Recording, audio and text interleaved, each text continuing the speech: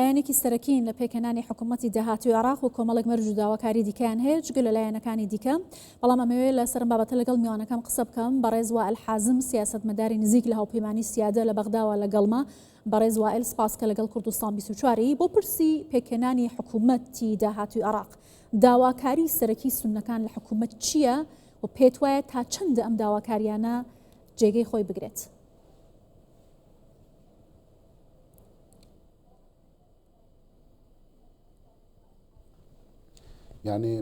سەرەتا سڵاو لە جەنابەت و ئێوارەتان باش سپاسی کوردستان چوارەکەم بۆ میوانداریکردنم. داواکاریەکانی سونە زۆر جیاواز نین لە داواکاریەکانی کورد چونکە هەردوو پێکهاتەکە هەوڵ دەدەن دوو خاڵی سەرەکی بەدەست بهێنن. یەکەمینیان بریتیە لە سەقامگیری و ئاسایش و ئارامی، خاڵی دووەم بریتیە لە مافی خەڵک و شایستە داراییەکانیان. من بڕوام وایە کە ئەمڕۆ هەلێکمان لە بەردەستدایە بۆ ئەوەی کە ئەم دوو خاڵە پێشکەشی لایەنی شیعە بکەین چونکە ئەم دوو خاڵە لە نێوان کورد و سونەدا یەکسانن. ئەربۆیە پێم وایە کە کوردەکانیش هەوڵ دەدەن کە بە یەک دیدگە بچنە بەغدا. دەکرێت هەم سونە و هەم کوردیش پێکەوە بە یەک شێواز بە یەک ڕەژنووس داواکاریەکانی خۆیان پێشکەش بکەن. ئێمە گومانمان لە چەکی دەرەوەی دەوڵەت هەیە، کوردیش هەروە گومانی لە چەکی دەرەوەی دەوڵەت هەیە چونکە هەمان ئەو چەکە بوو کە کوردستان و هەولێر و کێڵگەی کۆرمۆری بردومان کرد کە بێگومان ئەمانە وەکو کێڵگەی کۆرمۆر ئەمانە سیادە و سەروەرین پێشتریش باڵێۆزخانەکانیان پێ بردومان کراوە واتە چەکی دەرەوەی دەوڵەت هەم هەرێمی کوردستان بردومان دەکات هەم بەهۆی ئەو چەکەیشەوەیە کە خاک و مافی سونە داگیر دەکەن با ئەومان لەبیر نەچێت لە بەغداد و لە ناوچەکانی دیکە کە شیعە و سونە پێکەوە تایدا دەژین. هەردوو لا هەم کورد و هەم سونە پێویستیان بەوەیە سنوورێک دابنرێت بۆ چەکی دەرەوەی دەوڵەت. زۆر باشە بەڕێز وائیل لە دوای هەڵبژاردننی پەرلەمانی عێراق 5 لایەنی سەرەکی سونە لەسەر پێشنیازی خەمیس خەنجەر سەرۆکی هاوپەیمانی سیادە هاوپەیمانێتێکی نیشتیمانیان ڕاگەیاند بۆی کە بتوانن لە حکوومەتی داهاتووی عێراقدا مافەکانی خۆیان دەستەبەر بکەن. پێتان وایە یەکگرتووی سونە لەم کاتەدا کاریگەر دەبێت لەسەر کۆی ئەو بابەتانی کە جەنابەت وەکو داواکاری لە حکوومەتی داهاتووی عێراق باست کرد؟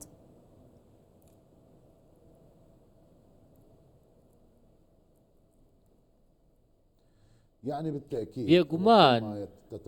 هەموو کاتێک تۆ هەوڵەکان یەکتر دەخەیت بێگومان کاریگەریان زیاتر دەبێت. ئەگەر تۆ داواکاریەکانت یەک بخەی ئەو کاتە زیاتر بەهێز دەبیت. هەروەها کۆمەڵێک ئەگەر تۆ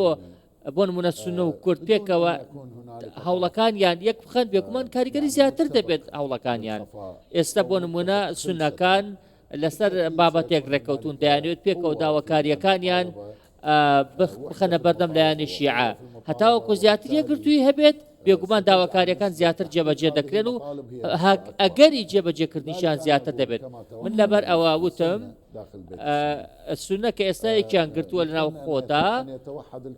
هیوادارین کوردەکانیش بە هەمان شێوە لە چوارچێوەی هاوپەیمانی کوردستانیا یەک بگرن. ڕەنگە داواکاری تایبەت هەبێت لە نێوان سونە و کووردا بەڵام لە کۆتاییدا داواکاری هاوبەش هەیە لە کۆتاییدا داواکاریەکەی کە کاریگەری لەسەر هەمومان هەیە. ئێمە بەڕاستی عیبە ئێستا چوارچێوە هەماهەنگی پێمان بڵێ چی بکەن و چی نەکەن بیا بڵێت چەکی دەستی دەرەوە دەوڵەت بە بڕیاری ئێمەیە نەخێر نابێ وابێت بێگومان عەقڵیەتی چوارچێوە هەماهەنگی عەقڵیەتی پێکێنانی دەوڵەت نییە عەقڵیەتی ئیدارەدان بە دەوڵەت نییە بەداخەوە کە ئێستا ئەو فرە مینبەری و فرە پێکهاتەی و یاخود فرە گوتاریەی کە هەیە لە نێوان سونە و کورداوای کردووە کە چوارچێوە هەماهەنگی وا بکات. بۆ نمونە ئەوان دەڵێن ئێمە دەسەڵاتدارین و ئێمە لە حکوومەت داین تو ئەگەر لە حکوومەتای پێویستە نمونەیەکی جوان پێشکەشکەی ئێستا لە حکوومەتی شیعە دەسەڵاتی هەیە بەڕاستی نمونەیەکی خراپی پێشکەش کردووە بەڕاستی ئەو نمونەی پێشکەش نەکردووە کە دەبوو حکوومەتی عێراق پێشکەشی هاوڵاتیانی بکات حکوومەتەکەی کردووە بە حکوومەتێکی شیعە باشە بەڕێز وائل لەگەڵەوەی کاماژت بەوە کرد کە لایانی چوارچۆی هەماهەنگی یاوانەی کە 4 ساڵی ڕابردوو بە تایبەتی لە حکوومەتەکەی محەممەد شیع سوودانی حکوومەتیان بەڕێوە بردووە جگەل لەوەی کە پارێزگا سونەنشینەکان لەم حکوومەتە پەراوێ سخراون و داواکاری زۆریان هەیە بۆ خزمەتکردنی پارێزگاکانیان پارێزگا شیعانشینەکانیش بە هەمان شێواتە خزمەتگوزاری بۆ هاوڵاتیانی عێراق لەم حکوومەتەدا لە بەردەست نەبووە ئێوە دەتوانن لە حکوومەتی داهاتوودا چۆن ئەم ڕێڕەوە بۆ خزمەتکردنی خەڵک ڕاست بکەنەوە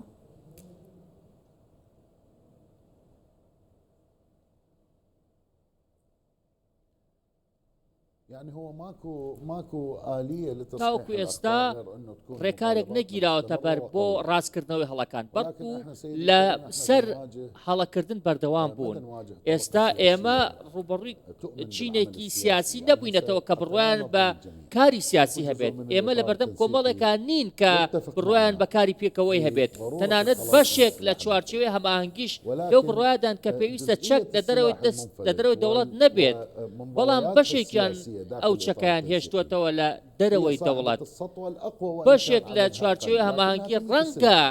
ژمارەیان کەم بێت بەڵام مادەم چەکیان بەدەستەوەیە خاوەنی هێزن خاوەنی نفوزن خاوەنی هەژمونن